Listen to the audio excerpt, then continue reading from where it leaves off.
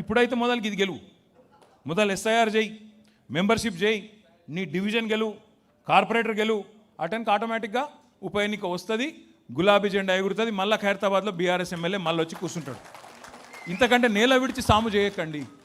ఇది ఇడిచిపెట్టి నేను ఇంకేదో చేస్తా, నేను పక్కకు పోయి జూబ్లీహిల్స్లో పని చేస్తా, యువతల పోయి సనత్ నగర్లో ఏలు పెడతా, నీకెందుకయా? నాకు అర్థం కాదు. గాడు ఉండు, ఉన్న కాడనే చక్రం తిప్పు. ఈ ఒక్క మాట మీకు ఈ ఎస్ఐఆర్ గురించి నేను చెప్పాలి. ఒకసారి అందరు ఇక్కడ చూడాలి దయచేసి.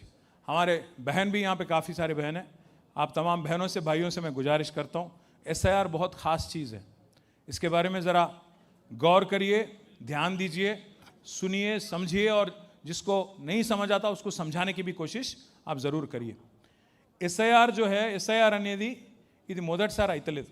ఎస్ఐఆర్ అంటే స్పెషల్ ఇంటెన్సివ్ రివిజన్. ఇక సింపుల్ భాషలో చెప్పాలంటే మీకు ఎక్కువ తక్కువ కన్ఫ్యూజ్ చేయకుండా, ప్రతి సంవత్సరం మనం మన ఇంట్లో ఎవరన్నా 18 ఏళ్ళు నిండితే వాళ్ళకు కొత్తగా ఓట్లు రాపియచ్చు. ఎవరైనా చచ్చిపోతే ఓట్లు తీసేపిస్తాం. జనవరి 1కి ఎప్పుడైనా సరే ఎవరికైనా 18 ఏళ్ళు నిండితే తహసీల్దార్ ఆఫీస్కి పోయి లేకపోతే జిహెచ్ఎంసీ ఆఫీస్కి పోయి చిన్నగాడ ఒక దరఖాస్తు ఇస్తే రాస్తారు ఓటు. ఎస్ఐఆర్ ఏంటిది మరి కొత్తగా? దీనిలో ప్రత్యేకత ఏంటిది అంటే, భారత రాజ్యాంగ నిర్మాత డాక్టర్ బాబాసాహెబ్ అంబేద్కర్ గారు చాలా తెలివైన వాడు, దార్శనికుడు, ముందు చూపున్నాడు. ఆయన స్వాతంత్రం వచ్చిన కొత్తలో నెహ్రూ గారు, గాంధీ గారు, ఇంకా పెద్దలు మౌలానా అబుల్ కలాం ఆజాద్ గారు, ఇంకా మిగతా పెద్దలు అందరూ కూర్చొని, ఈ పెద్ద మనిషి అంబేద్కర్ సాబ్ అయితే బాగా చేస్తాడు, ఈయన దేశం మరి కొత్తగా స్వతంత్రం వచ్చింది, ఎటు దిక్కు పోవాలి, ఎట్లా నడవాలి, ఏం కానూన్ ఉండాలి, ఏం కాయిదా ఉండాలి అని ఆలోచన చేసి अंबेडकर साहब को वो काम सौंपे, क्या कॉन्स्टिट्यूशन लिखने का और एक कानून लिखने का काम जो है अंबेडकर साहब को सौंप दिए. अंबेडकर गाరు ఎంత గొప్పోడంటే మీకు తెలవాలి, చాలా దేశాలల్లో మొదళ్ళు వాళ్ళకి స్వాతంత్రం రాగానే మహిళలకు ఓటు హక్కు ఇయ్యలే. 100-200 ఏళ్ళు కొట్లాడితే మహిళలకు అటెన్కా ఓటు హక్కు ఇచ్చింది. కానీ మన దేశంలో మహిళలు ఏ ఒక్క మహిళ పోరాటం చేసే అవసరం లేకుండా మొట్టమొదటి ఎలక్షన్లోనే ఓటు హక్కు కల్పించిన మహానుభావుడు డాక్టర్ బాబాసాహెబ్ అంబేద్కర్. ఈ దేశంలో ఒక అంబానీకి ఏ ఓటు ఉందో ఆ ఓటుకి ఎంత విలువ ఉందో గరీబ్ ఆయనకు కూడా గదే ఓటు, గదే విలువ ఉంది. ఆ గది భారతదేశంలోని ప్రజాస్వామ్యం యొక్క గొప్పతనం, అది భారత రాజ్యాంగం యొక్క గొప్పతనం, అది బాబాసాహెబ్ అంబేద్కర్ మనకు అందించిన ఒక వరం. అందుకే మన కేసీఆర్ గారు 125 అడుగుల అంబేద్కర్ విగ్రహం పెట్టడమే కాదు, మన సెక్రటేరియట్కి కూడా, అంత అందంగా ఉన్న సెక్రటేరియట్ కూడా అద్భుతంగా బాబాసాహెబ్ స్ఫూర్తి ఉండాలని చెప్పి డాక్టర్ బాబాసాహెబ్ అంబేద్కర్ సచివాలయం అని చెప్పి పేరు పెట్టిండు. ఆ అంబేద్కర్ రాసిన రాజ్యాంగంలోనే ఒక మాట రాసిండు, ఏమని?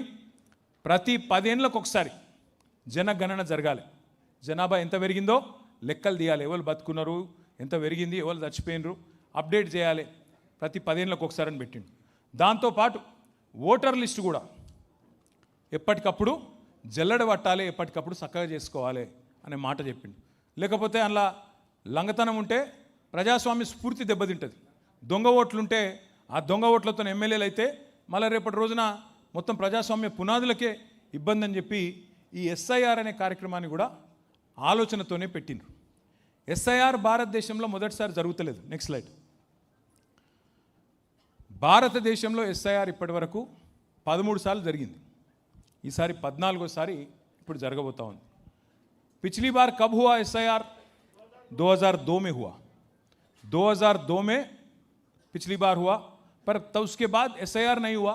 पर उसके बाद जो है every year voter list update होते रहता. ప్రతి సంవత్సరం ఓటర్ లిస్ట్ అప్డేట్ అయితేనే ఉన్నది. కానీ ఎస్ఐఆర్ అనేది మాత్రం అప్పుడు జరిగింది. ఎస్ఐఆర్కు రెగ్యులర్గా జరిగే ఓటర్ లిస్టుకు తేడా ఏమిటిది అంటే, ఎస్ఐఆర్లోనేమో అధికారులు మన ఇంటికి వస్తారు, ఓటర్ లిస్ట్ ఎప్పటికప్పుడు అప్డేట్ చేసుకునేదేమో మనం పోయి చేసుకోవాలి, మనం దఫ్తర్కి పోయి మనం చేసుకోవాలి. ఇప్పుడేమో అధికారులు మన దగ్గరికి వస్తారు. మరి ఇప్పుడు ఏమవుతుంది అంటే 2002 ఓటర్ లిస్టు ముంగట పెట్టుకుంటారు అధికారులు. అట్లాగే లాస్ట్ మళ్ళీ లేటెస్ట్ ఓటర్ లిస్ట్ ఏంటిది 2025. 2 లిస్టులు ముంగట పెట్టుకుంటారు. ఇప్పుడు ఉదాహరణకి ఎగ్జాంపుల్ చెప్తున్నా, వేరే అనుకోకూరి. ఇగో మా విప్లవ్ భాయ్ ఉన్నాడు. విప్లవ్ భాయ్కి 2 పిల్లలు, ఒకరి పిల్లలు నీకు 2. सो 2002 में विप्लव साहब के बच्चे नहीं थे. 1 मिनट के मान लो, 1 मिनट के लिए मान लो. 2002 में विप्लव भाई के बच्चे अगर है भी तो छोटे थे, उनका वोटर लिस्ट में नाम नहीं था.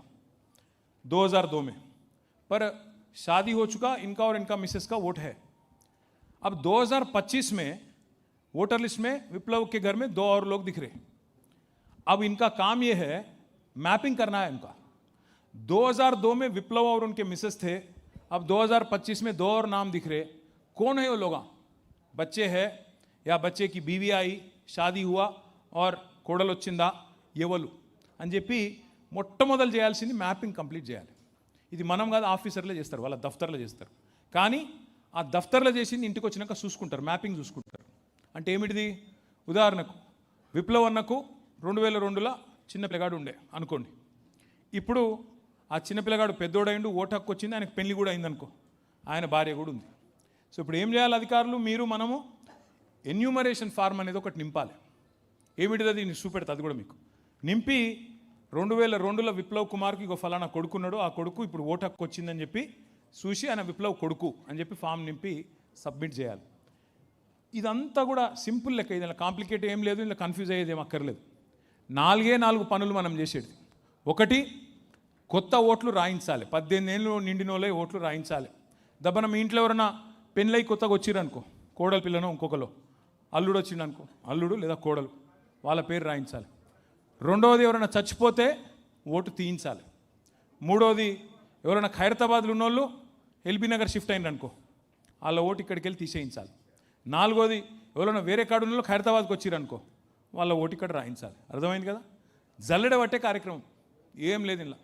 జల్లెడ పట్టి కొత్తోళ్ళు లెవెలు, చచ్చిపోయిన వాళ్ళు లెవెలు, వీడికి ఖైరతాబాద్కి షిఫ్ట్ అయిన లెవెల్, మీ బస్తీకి ఇంచెల్లి వెళ్ళిపోయిన లెవెల్, ఓటర్ లిస్ట్ కరెక్ట్గా జల్లెడ పట్టి కరెక్ట్గా साफ सीधा చేసుకుంటే यही वोटर लिस्ट आपके लिए कल हैदराबाद कारपोरेशन इलेक्शन में यही रहता, आगे आने वाले बाई इलेक्शन में यही रहता, उसके बाद आने वाला असेंबली इलेक्शन में यही वोटर लिस्ट रहता, उसके बाद आने वाला पार्लियामेंट इलेक्शन में भी यही वोटर लिस्ट रहता. समझ गए ना? అర్థం కానీ ఏం లేదు కదా. అర్థం కాకపోతే మళ్ళీ మీకు చెప్తా. మీ అందరికి పుస్తకాలు ఇచ్చిరా? एक बार दिखा दो मेरे को. ऐसा करो, सब कागज़ ले ला के, ये सब ये जो किताब है इसको ले जाके घर में अलमारी में डाल दो, बंद कर दो चाबी लाके. वही करते ना, मालूम है मेरे को. యువలు చదవరు నాకు ఎరికే, మీరు ఏం చేస్తారో నాకు ఎరికే. చదువురి బై జరా, ఇది చాలా ఇంపార్టెంట్. ఎందుకంటే ఒక్క దొంగ ఓటు, ఇప్పుడు అప్పుడప్పుడు ఎలక్షన్లలో ఒక్క ఓటుతో ఓడిపోతాం, ఎంత బాధ ఉంటుంది. जुबली हिल्स में क्या हुआ? चोर वोट से नहीं जीते लोग कांग्रेस वाले. तो वैसा अगर नहीं होना बोले तो ఖైరతాబాద్ में हमारे को होशियार रहना है. Next slide. ఇక్కడ ఒక్క నిమిషం ఈ డేట్లు చూసుకోండి. ఇంటింటికి ఆఫీసర్లు వస్తారని నేను చెప్పిన. ఆఫీసర్లు ఎవరు? మీ అంగన్వాడీ టీచర్లు, మీ మెప్మా రిసోర్స్ పర్సన్లు వాళ్ళు వస్తారు. ఎప్పటి నుంచి వస్తారు? 25 जून. 25 जून से 24 जुलाई तक आते, 1 महीने तक आपके घर आते. अब अपन क्या करना फिर? बूथ लेवल एजेंट, उनके साथ साथ अपन भी घर घर जाना.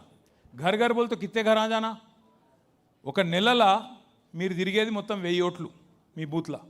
1000 ఓట్లు అంటే 300 ఇండ్లు. రోజుకు తిరిగేది 10 ఇండ్లు. నెలకు 300 ఇండ్లు, రోజుకు 10-12 ఇండ్లు. అంతే, ఎక్కువ కాదు. అంటే రోజుల 2 గంటలు నేను అడిగేది, అంతకంటే ఎక్కువ కాదు. 2 घंटा आपका जो है कीमती वक्त इस काम के लिए देना. इंटिंटिक बोवाले 1 महीने में BLO के साथ साथ आप भी जाना अपने पार्टी की तरफ से. जाके अगर कहीं कुछ गलतियां हो रहे तो उनको बताना, साहब इन्हों वोटर नहीं है, आप लेडी का वोट इसमें डाल रहे हैं आप, बोल के दिखाना. मैं आपको आगे भी दिखाता हूँ. ఇది అయిపోయినాక 24 జూలై तक हो जाता. 31 జూలై 31 జూలై నాడు డ్రాఫ్ట్ ఓటర్ లిస్ట్ పబ్లిష్ చేస్తారు.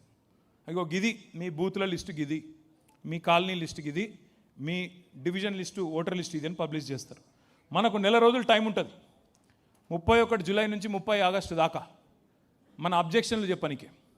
ఫామ్ 6, ఫామ్ 7, ఫామ్ 8, 3 ఫామ్లు ఉంటాయి. అందరికి ఇచ్చిర్రా? ఫామ్ 6, ఫామ్ 7, ఫామ్ 8 అవి చూసుకోండి, జర చదవండి, పడేయకండి. అవి నింపాల్సి ఉంటుంది అబ్జెక్షన్లలో. కొత్త ఓట్లు రాయించనికే, తీయించనికే, షిఫ్టింగ్ ఓట్లు ఉంటే వాటిని చేయించనికే అవి నింపాలి. ఎవరికన్నా అనుమానం అంటే శ్రవణ్ దాసోజ్ గారు ఉంటారు మీకు, అట్లాగే మన డివిజన్ నాయకులు అందరూ ఉన్నారు, మీకు వాళ్ళు గైడెన్స్ ఇస్తారు. 1 మంత్ వరకు మనం అబ్జెక్షన్ చెప్పచ్చు. 1 మంత్ మనం అబ్జెక్షన్ చెప్పినాక ఎలక్షన్ కమిషన్ కూడా 1 మంత్ టైం ఉంటుంది. ఏది అబ్జెక్షన్ల మీద వాళ్ళు కూడా దాన్ని పరిష్కారం చేయడానికి. वो काम सब सितंबर के एंड तक हो जाता.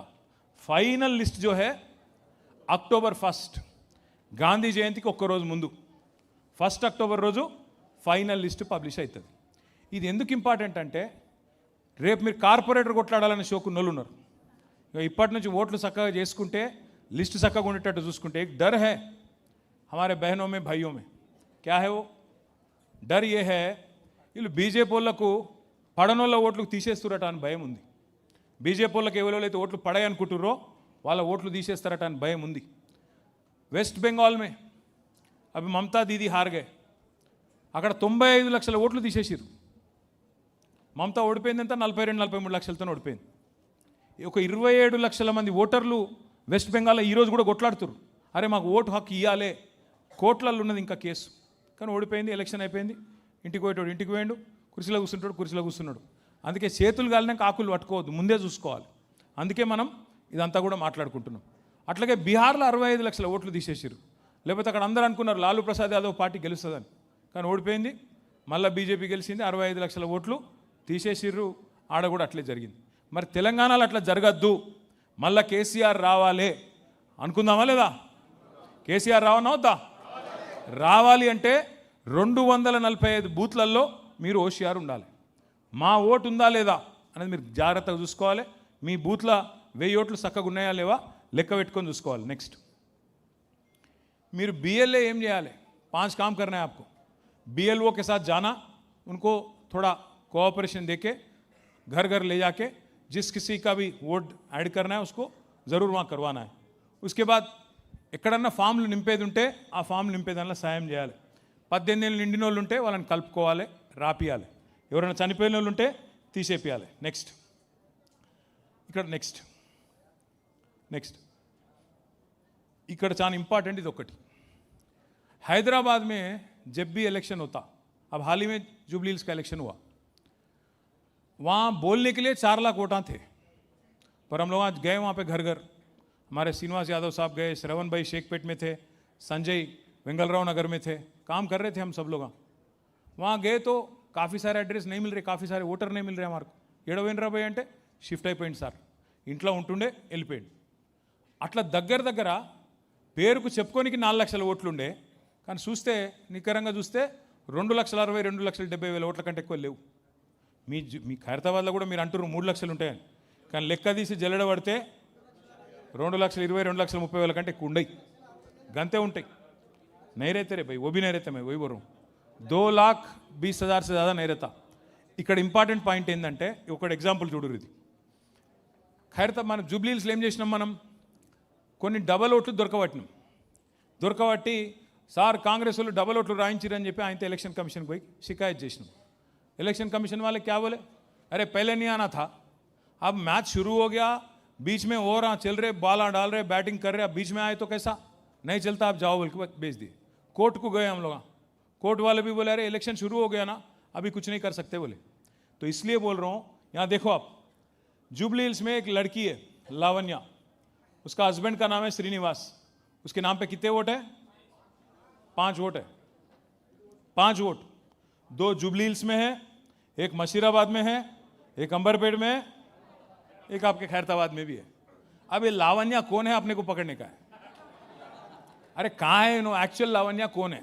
खैरताबाद में रहते इन्हों, अंबरपेट में रहते, मशीराबाद में रहते कि जुबली हिल्स में रहते? ఏమైతుంది మీకు తెలియంది కాదు. డూప్లికేట్ ఓట్లు ఒక 4 రకాలు ఉంటాయి. ఖైరతాబాద్లో ఒక ఓటు ఉండొచ్చు, ఆనంద్ నగర్ కాలనీలో ఒక ఓటు ఉండొచ్చు, చింతల్ బస్తీలు ఉండొచ్చు, లేకపోతే ఇంకో ఓటు సేమ్ కాన్స్టిట్యున్సీలా ఇవతల దిక్కు జూబ్లీ హిల్స్లో ఫిలిం నగర్లో కూడా ఉండొచ్చు, మీ ఇటు జూబ్లీ హిల్స్ డివిజన్లో. ఇంకోటి పార్లమెంట్ లోపలనే అంబర్పేటలో ఓటు ఉంది, మషీరాబాద్లో ఉంది, జూబ్లీ హిల్స్లో ఉంది, ఖైరతాబాద్లో ఉంది. ఒకటే పార్లమెంట్లో 5 ఓట్లు ఉన్నాయి. అట్లాగే కొంతమందికి తెలంగాణలో ఒక ఓటు ఉంటుంది, ఆంధ్రాలో ఇంకొక ఓటు ఉంటుంది. ఇప్పుడు మా సిరిసిల్లలో చాలామందికి షోలాపూర్ భివాండితో చుట్టాలు ఉంటారు, మా పద్మశాలి సోదరులు ఉంటారు మా దగ్గర ఎక్కువ టౌన్లో. షోలాపూర్లో ఒక ఓటు ఉంటుంది, భివాండిలో ఒకటి ఉంటుంది, సిరిసిల్లలో ఒకటి ఉంటుంది. అట్లాగే ఇట్లా 4 రకాల ఓట్లు. కాన్స్టిట్యున్సీలో 2 ఓట్లు ఉండొచ్చు, పార్లమెంట్ సికింద్రాబాద్ పార్లమెంట్లో 2 ఓట్లు ఉండొచ్చు, 2 కంటే ఎక్కువ ఉండొచ్చు. తెలంగాణ లోపల ఒకటి సూర్యాపేటలో ఉండొచ్చు, ఒకటి ఖైరతాబాద్లో ఉండొచ్చు, ఊర్లో ఉండొచ్చు, ఒకటి ఇక్కడ ఉండొచ్చు, అట్లా కూడా ఉండొచ్చు. ఇప్పుడు ఏమవుతుంది ఈ ప్రోగ్రామ్తోనంటే జల్లెడ పడితే ఒకటే ఓటు, ఒక మనిషికి ఒకటే ఓటు ఉండాలి. లాస్ట్ స్లైడ్, ఇక మీకు 2 పుస్తకాలు ఇచ్చారు, ఒకటి హ్యాండ్ బుక్, ఇంకోటి వర్క్ బుక్. మీ అందరికీ ఏం చేస్తామంటే మీ శ్రవణ్ అన్నకు, అట్లాగే మీ డివిజన్ ఇన్ఛార్జ్లందరికీ, గోవర్ధన్కు, మా విప్లవ్ అన్నకు, మా మహేష్ అన్నకు, వెంకటేష్కు, బాబు యాదవ్ అన్నకు, మా హేమలతకు, ప్రసన్నకు, అందరికీ, సీనన్నకు, అందరికీ ఏమి ఇస్తామంటే ఎవరోళ్ళకైతే డూప్లికేట్ ఓట్లని డౌట్ ఉన్నాయో మనకు డివిజన్ల వారీగా, బూత్ల వారీగా మీకు ఆ లిస్ట్ ఇస్తాం. మీరేం చేయాలి, ఒక లిస్ట్ పట్టుకొని ఇట్లా పోవాలి. ఇగో గీన, ఈయన పేరేంది భయ్, కనబడుతుంది, తేజ గొట్టి ముక్కల అని చెప్పి ఆయన పక్కన మీరు చూసుకోవాలి. మరి ఈయన ఫామ్ నింపిర్రా, ఎన్యూమరేషన్ ఫామ్ నింపినరా, ఓటర్ మ్యాపింగ్ అయిందా లేదా చూసుకోవాలి, టిక్కు పెట్టుకోవాలి.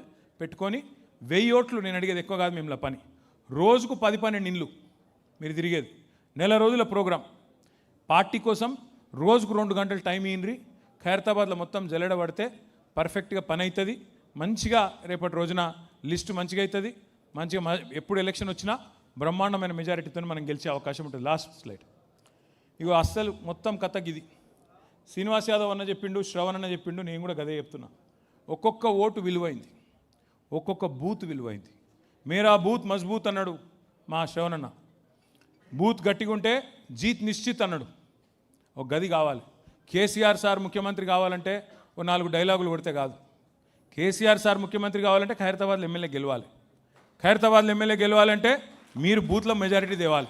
అది లేకుండా మనం అట్లనే గాలిలో మాట్లాడుకుంటూ పోతే నడవదు. అందుకే దయచేసి మిమ్మల్ని అందరినీ కోరేది, మీ అందరినీ ప్రార్థించేది, బీజేపీ పరిస్థితి మంచిగా లేదు, కాంగ్రెస్ పరిస్థితి అంతకంటే అధ్వానంగా ఉంది.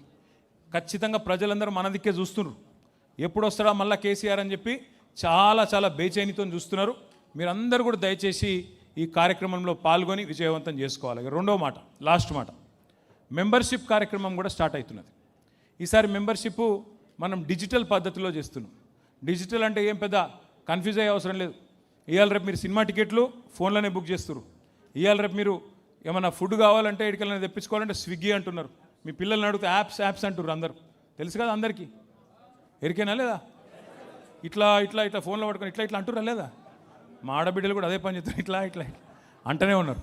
అందుకే మనం కూడా ఏం చేసినామంటే ఇక పుస్తకాలు రాసుడు కోసుడు వద్దు, మంచిగా ఫోన్లలోనే. ఆ ఫోన్లో ఎట్లుంటుందంటే మీ ఇంటికాడికే వస్తారు, వచ్చి అడుగుతారు, అక్క మరి మీరు టీఆర్ఎస్లో మెంబర్ అవుతారా, బీఆర్ఎస్లో మెంబర్ అవుతారా, కేసీఆర్ సార్కు మద్దతు ఇస్తారా అని చెప్పి అడిగి ఏం లేదు మీ పేరు అడుగుతారు. మీరు పేరు కొట్టంగానే మొత్తం డీటెయిల్స్ వస్తాయి ఫోన్లో. యాప్లోనే మీ పేరు కొడితే చాలు, శ్రవణ్ దాసోజు అని ఫోన్లో యాప్లో టైప్ చేయగానే మొత్తం శ్రవణ్ అన్న డీటెయిల్స్ అన్నీ వస్తాయి. ఇంటి పేరు ఏంది, ఆయన అడ్రస్ ఏంది, ఆయన ఎక్కడుంటాడు, తండ్రి పేరు ఏంది, అన్నీ వస్తాయి. మనం 2 ముచ్చట్లు అడగాలి. ఫోన్ నెంబర్ చెప్పన్నా అని అడగాలి.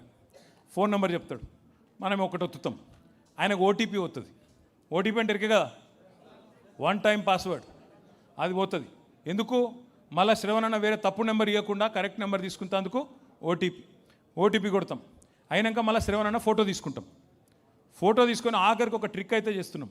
ఇదివరకు మన వాళ్ళు ఏం చేస్తున్నాయి అంటే, అన్న మెంబర్షిప్ చేయండి అంటే ఇళ్ళలో కూర్చొని రాదురు. అవునా? అవును, నిజమేనా? ఈసారి అట్లా కుదరదు. ఈసారి ఏమిటిదంటే అందులో ఒక బటన్ ఒత్తితే నువ్వు ఎక్కడున్నావో దొరుకుతావు. నువ్వు జీపీఎస్ కోఆర్డినేట్, నువ్వు నిజంగా పోయి వాళ్ళ ఇంటి ముంగట పోయి చేసినావా, మీ ఇంట్లో వెనక అర్రల్లో కూర్చొని రాసినావా తెలిసిపోతుంది. అది కూడా పెట్టినాం. పెట్టి ఇల్లు తిరిగి మనిషితో ముచ్చట పెట్టి మాట్లాడితే ఏమవుతుందంటే, ఇంతకుముందు శ్రీనివాస్ యాదవ్ అన్న చెప్పిండు, మాట్లాడితే సంబంధం పెరుగుతుంది, మాట్లాడితే అనుబంధం పెరుగుతుంది. అక్క ఇది వచ్చిందా అని అడిగితే రాలేదు వీడు దొంగ ఉన్నాడు అంటారు. మరి రేపు కేసీఆర్ వస్తాడు మళ్ళీ మంచిగా జరుగుతుంది అని చెప్పి కొద్దిగా బుదురకిచ్చి మాట్లాడేందుకు, వాళ్ళని మనం మచ్చిగా చేసుకున్నందుకు, దగ్గర చేసుకున్నందుకు, పాటలు చేర్పించుకున్నందుకు అవకాశం దొరుకుతుంది. అందుకే ఈ కార్యక్రమం పెట్టినాం. అది కూడా మీకు మళ్ళొక్కసారి ఆ యాప్ మీద కూడా శ్రవణ్ గారు ట్రైనింగ్ కార్యక్రమం పెడతారు ఖైరతాబాద్లో.